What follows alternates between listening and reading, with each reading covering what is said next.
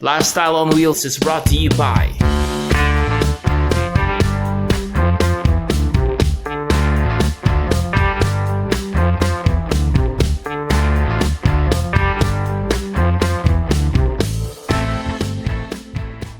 The views and opinions expressed by the host and the guests do not necessarily reflect the show or the network.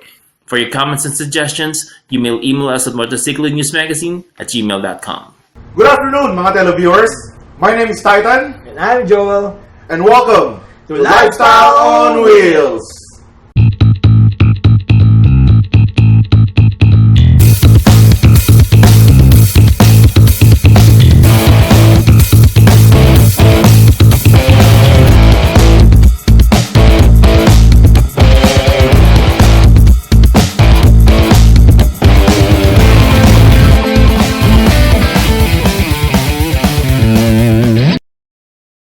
So guys, thank you again for being with us this Saturday. Ano ba meron sa atin ngayon? Marami tayong pag-uusapan ngayong maghapong ito.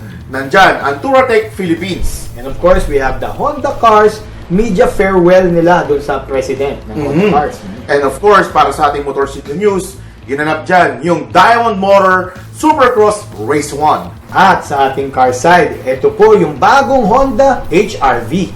Wow! And of course, para sa ating motorism, kasama pa rin natin si Pat, Borch at Ratsky ng Ride Along Motorcycle Tour Philippines. Kaya mga guys, wala maglilipat ng channel at hitik na hitik ang 30 minutes na pagsasama natin dito lang sa Lifestyle on Wheels. Bye!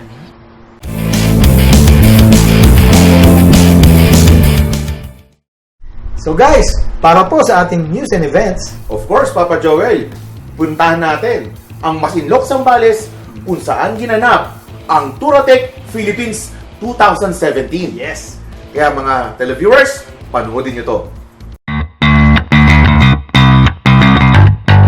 Hello everyone, this is Gil Balderas from BMW Motorrad. I'd like to welcome you to the first BMW Motorrad and Touratech Enduro Skills Training being held here at the MX Visaya Fairgrounds. And being the first, this is the first Enduro Skills Training that we are doing for all big bike riders, not just BMW Motorrad owners, but all big bike owners as a prelude to the introduction of GS Trophy 2018 here in the Philippines. First, this class is very important for adventure biker is because usually we ride the adventure bike for this motorcycle. It's way more, a little bit way more than the trail bike. So we have to learn how to balance more. Okay, and the course, the exercise we have today is all about balance and also how to escape the way if you make some danger. We're also teaching how to lift up the bike, how to leading the bike. It because we have to learn all about balance for your bike. So it's very important for this class to all the participants to learn, and it's very happy to see a lot of people to join this course. So we are here at the Touratech Adventure Training. Yes, sir. And it is a partnership between BMW. So guys, maraming salamat. Marami ako natutunan. Kuya Bobby, It was fun to have this guy around. Thank you. We woke up early this Sunday to meet up with our fellow bikers. Yep, papunta po tayo ngayon sa Masinloc, Zambales to conquer the Coto Mines. It's the 2017 Touratech travel event, no? This is more like a ride and camp activity, whereas riders kung saan-saang clubs nang galing, bringing different classes of bikes, from adventure bikes, cross tours, even standards. No? Meron nga ako nakita, meron pang sport bike na kasama. No? Out of the 300 kilometers, the 23 kilometers there is pure off-road riding. Just imagine loose rocks, gravel, sand, no? And yeah, 23 kilometers. Buti na lang sakto nag-training tayo ng adventure bike riding on dirt the other day. So we got to the dirty or the dirt section of the event at around the 2 p.m. So medyo mainit, no? Talaga namang very challenging. Pagod ka na sa biyahe sa highway and national road, no? Now we are here. So it really took guts and focus and a lot of courage to negotiate this part of the trip. Pero ngayon na nakarating na tayo sa Cotto Mines, it's really parang super refreshing, no? Just imagine the fresh air, the super crystal clear river, na when you jump in, it's super cold, no? Na parang makakalimutan mo yung hirap ng biyahe papunta dito. What's better than spending the whole day riding with your buddies and the whole night, exchanging biker stories, laughing the night away here at the travel event of Touratech, no?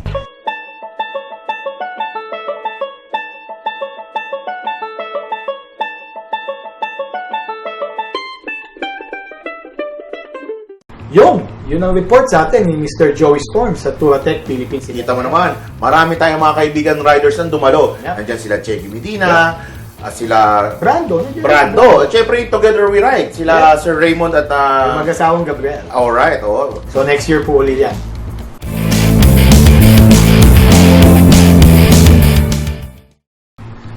So guys, ito naman sa ating pong Motorcycle News. Nagpunta tayong Taytay, pare. Of course, dyan yan, sa may MX Misaya Fairgrounds. Alam mo ba, ito yung isa sa pinakaabang event ngayong taon. Yes, ito yung Diamond Motors Supercross Race 1. So, panoorin natin to guys.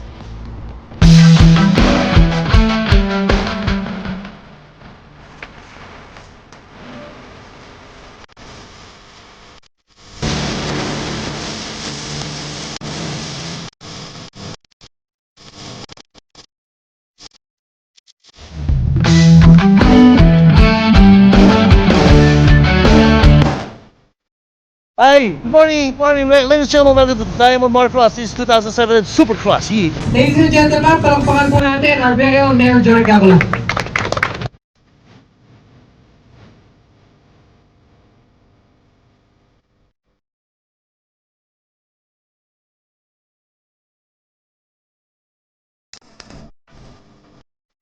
Because we want to make the sport famous, we want to make people know that this is a fun sport. Boy kain eh. Boy kain.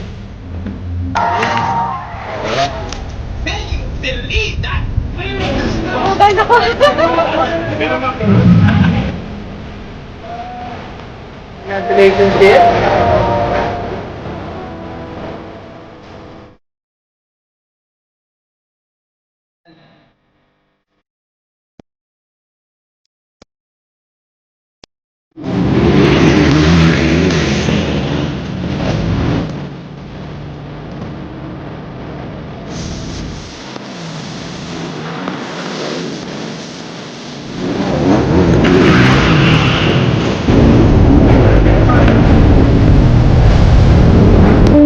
Guys, at email yung one here na ngayon, we don't have a receiver.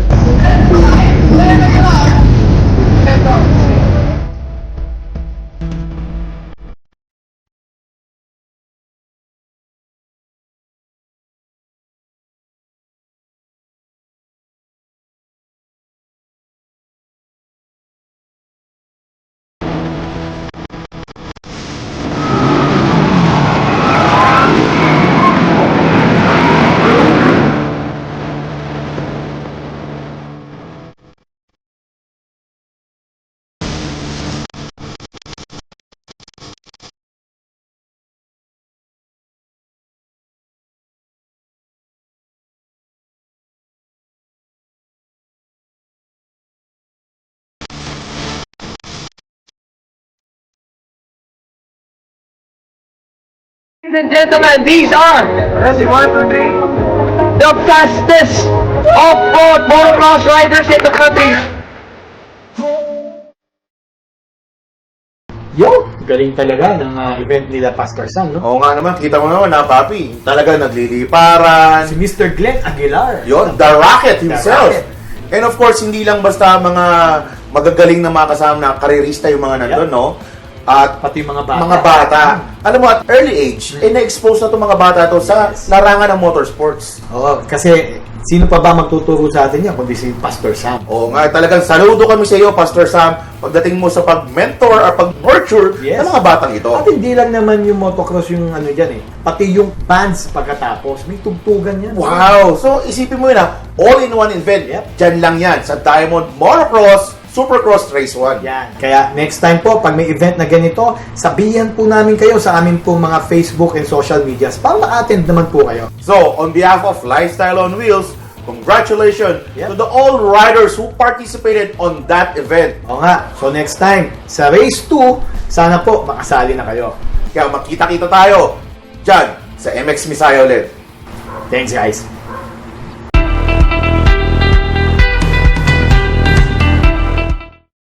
And now, puntahan naman natin ang Honda Philippines kung saan nagkaroon ng farewell party. Oo, ito yung sa kanilang outgoing president. Wow. Kaya panoorin po natin si Mr. Joey Storm. We have learned to enjoy our moments with him, not to mention the friendship that took place throughout his almost 8 years of career in HCPI. Last Thursday, March 9, 2017, members of the motoring media joined Toshio Kuwahara for his farewell dinner at the English Stud at SM Aura. Kuwahara-san has held the position of Honda Cars Philippines president since 2009. Kuwahara-san has been very instrumental in implementing a lot of innovation, putting Honda Cars Philippines in the forefront of the car manufacturing industry in the country.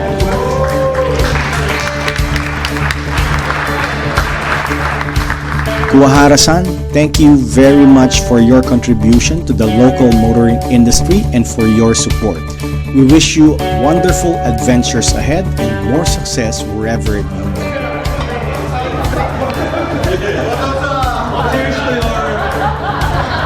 Great contribution to auto industry, especially in the Philippine market. Cheers! My friends from the Philippine automotive media. I'd like to thank, of course, I'd like to begin, of course, with thanking you for being here tonight, because when I entered this restaurant, I saw that table and Bridge and George and some of them sitting there, and I thought that is the only table for us.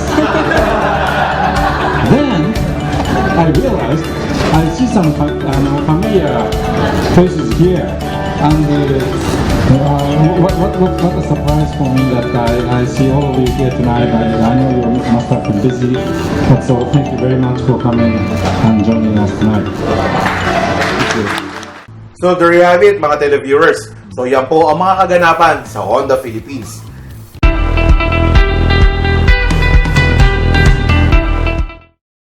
Alright guys, ito na ang ating car side.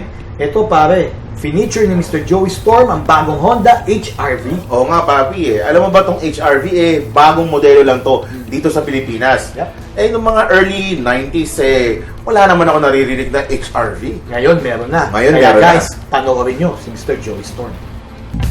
So we are testing the new crossover from Honda. No? Tawag dito Honda HR-V. Yep, it's a 5-door crossover. No? Pag sinabi mong crossover, parang, you know, half SUV, half car. No? So, yep. And if you see kung makita mo itong HR-V, no? Medyo mas maliit siya ng konti sa yung mid-size SUV ng Honda, yung CR-V, and a little bit bigger than a Fit, no, yung Honda Jazz dito sa Philippines.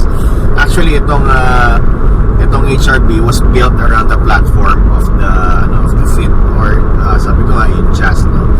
Medyo may similarity sila. You know, it was like designed for something like an everyday car that you can, you have extra space, no, to carry, of course, more passengers comfortably, and naitutupi yung upuan nito sa likod that, augments yung space doon sa trunk mo, no, that creates more carrying space in this vehicle.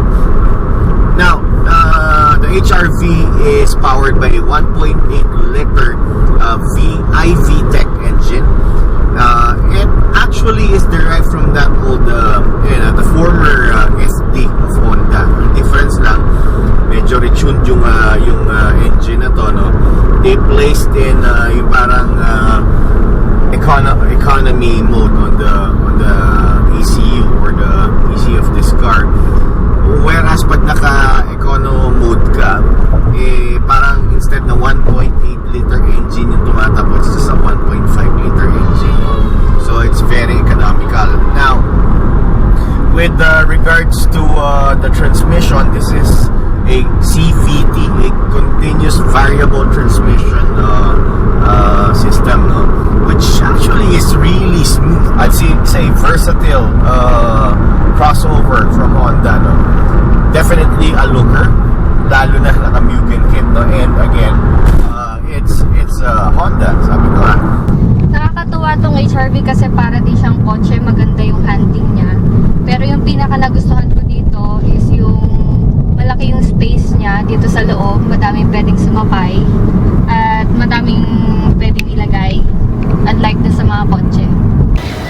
Okay mga ka-Carside, no? So yun po ang pinakabagong kotse mula sa Honda Cars Philippines. It's their new crossover, the Honda HRV. To know more about this Honda car, no, you can drop by, of course, to your nearest Honda Cars dealership, and maybe you could get a test ride, you know, and get more information about this hot, sizzling new crossover from Honda. So again, guys, ito po si Joey Storm Rivero para sa Carside dito po sa Lifestyle on Wheels. O yun, ang bagong HRV. Wow! Papi, kung ikaw bibigyan ng pagkakataon at mayroon kang cash, ano Bibili ang sasakyan bibilin mo? Ako, bibili ako motor. Hindi, Motor? syempre. Bibili ako ng Honda HRV. Kasi, ganda-ganda ng coaching yan, bro. Siyempre, saan ka pa? Kaya guys, for more Carside news and features, abangan nyo lang po lagi kami dito sa inyo pong Lifestyle on Wheels.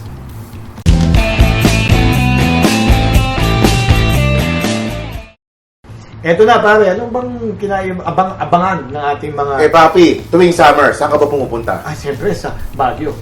Hindi, sa beach. Sa beach, of course. So ngayon namang hapong ito, kasama natin ang Ride Along Motorcycle Tours. Motorism na pala. Motorism na. At kasama natin si Pat, Borge at Ratsky.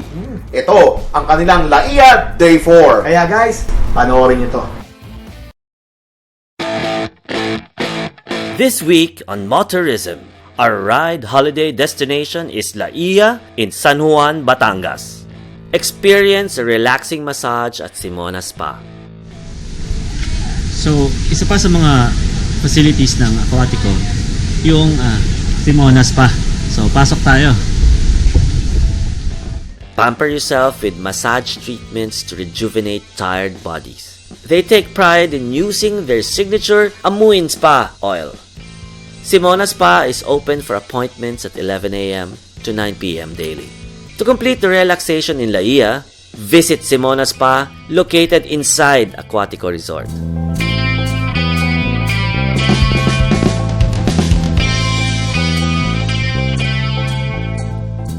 Stroll along Laia's Beach Cove. Walking barefoot on the beach has health benefits that are scientifically proven. As you stroll, you will soak up natural vitamin D from the sun. Yung mga motorista, punta rin ang punta dito dahil napakalapit na sa Metro Manila. So paano yan? Nandun yung beach, nandito ako, nandyan yung sun, nandyan si Borge. Ano pa gagawin natin?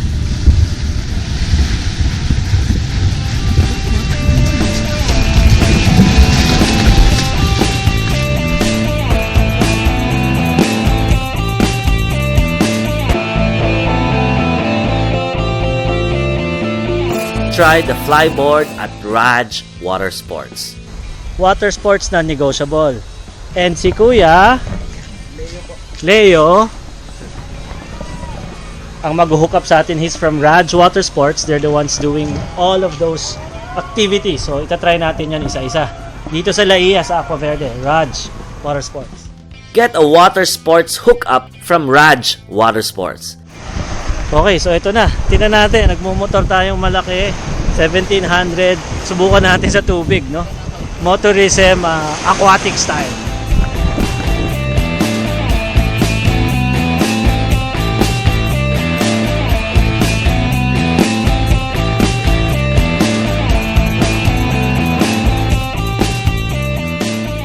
For the adventure seekers who are looking for a heart-pumping water activity, there is a new water sport in Laia, Batangas that allows you to fly in the air above the water.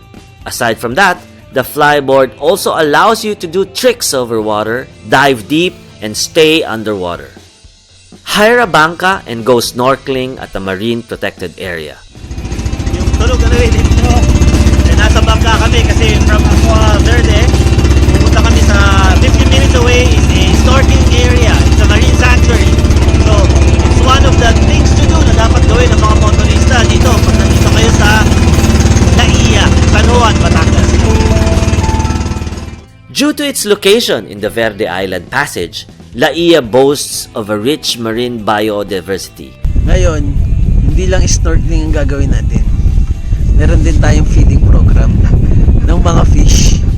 As a marine sanctuary, the site is teeming with many varieties of marine life as well as beautiful soft corals. Gusto nila dala natin. Baka may palaman. Wala atang palaman nilagay mo eh. Meron yun, sandwich spread. Sandwich spread. Pero yung sandwich spread tuna o ham? Ham, syempre. Hindi pwede tuna. Oo. It's a good site due to its mild conditions, relatively shallow areas, and good visibility. Snorkeling time!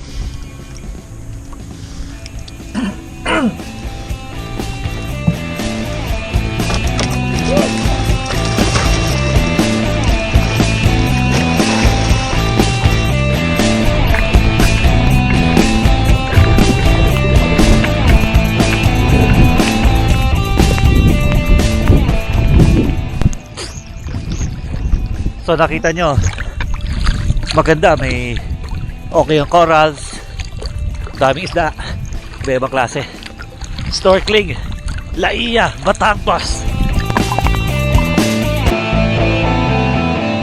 Snorkeling, Laia, San Juan, Batangas. It's a must try.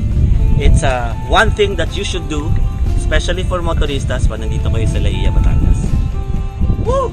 Resorts offer bangka rides going to these parts of the marine protected area. Our ride holiday adventure continues. See you next week. Kita nyo naman. Diba? That's what you call summer. Yes. Summer fun. Kaya guys, lagi lang po kayo in tune with us para po sa aming po magagandang destinasyon. Brought to us, of course, by the Ride Along Motorcycle Tour guys. Yes.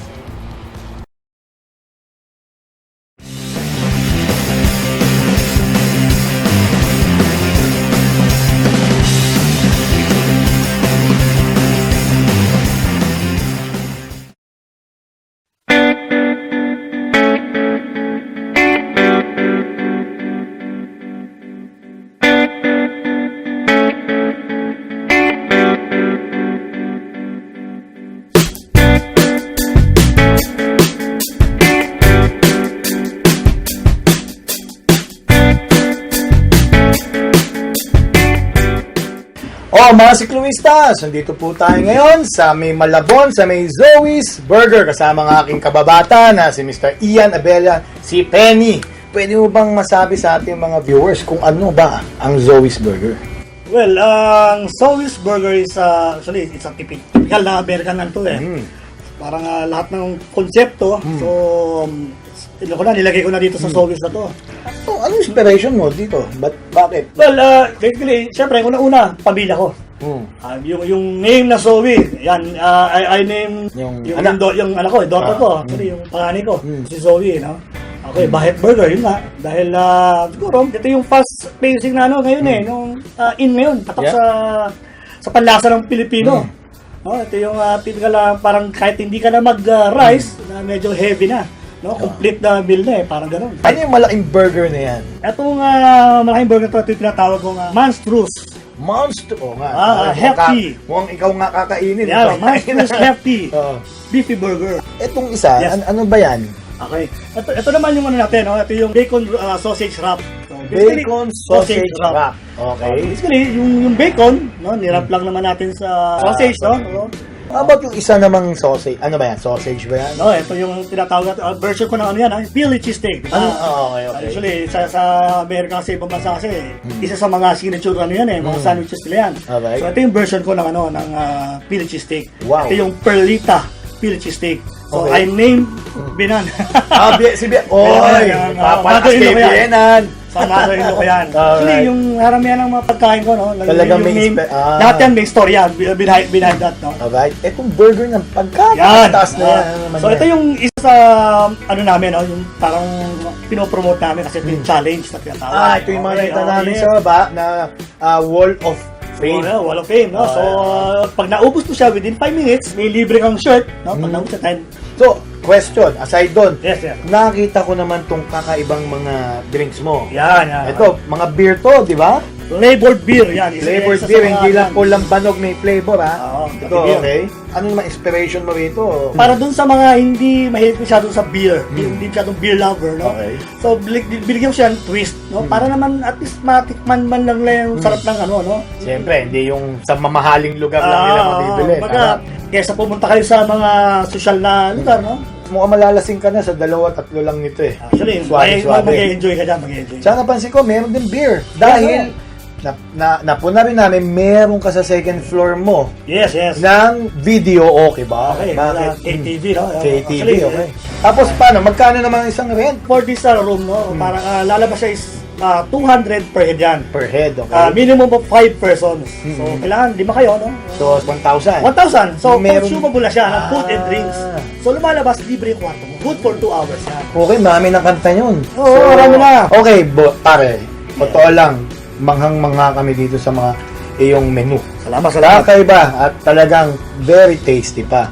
Ngayon, meron ka bang plano mag-expand? Right now, oo naman, no? Actually, meron ako workout ngayon, no? Alright. Hindi ganito kalaki, no? Pero, ibang ano naman, no? Ibang konsepto. Alright. Kaya pare, ito, alam ko, mga viewers natin, mga sikluistas, gusto nyo na malaman kung saan located dito sa Malabon ang Zoe's Burger. Pare, imbitahin mo nga Okay, sila. iniimbita ko lahat ng mga kababayan natin, no? Especially lahat ng malalapit dito sa Kamanaba area, no? So, meron tayong sinaserve dito na gourmet, no? Na pagkain, no? Yum talaga. Burger, pasta, and sandwich. It's along General Luna Street, Barangay Concepcion. Makikita nyo agad to mga sikluista. Oo, Sigurado meron ka ng video, okay? Ang sarap ng food, burger galore, may pasta, may mga shakes, of course, ito yung beer. Lahat ng varieties. Panalo, Okay. andito lahat. Meron ka bang Facebook na pwede nilang Actually, meron tayong ano, Facebook page. It's Zoe sa BPS lang. No? Doon naman lahat yun. Okay guys, o nga pala, pare! Good to see you again, tol. Salamat. At sigurado, Salamat kinakapatid. sigurado maraming pupunta rito mga riders sa tandaan nyo, guys. Susunod po ulit naming food and tours. Ciao, guys! Kita mo naman to, Papa Joel, no? Tapos na naman ang episode natin nga pong Yes, ganun talaga. Pag nag-i-enjoy, bro, parang napaka-exit ng oras. Oo nga eh. Pero huwag kayong malulungkot, mga televiewers. So magbabalik po ang Lifestyle on Wheels next week. Dito lang po sa PTV4. Every Saturdays po yan, ng 2:30 p.m. And of course, bago tayo maghiwalay-walay, nais lang muna namin pasalamatan ang aming mga sponsors. At ngayon naman, i-follow nyo lang kami at i-like ang aming mga social media pages.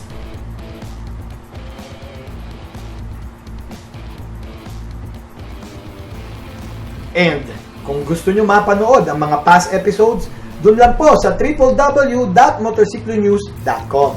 At kung meron kayong mga suggestion, mga comments, huwag na kayong mag-atubili, mag-email lang sa amin sa motorcyclenewsmagazine@gmail.com.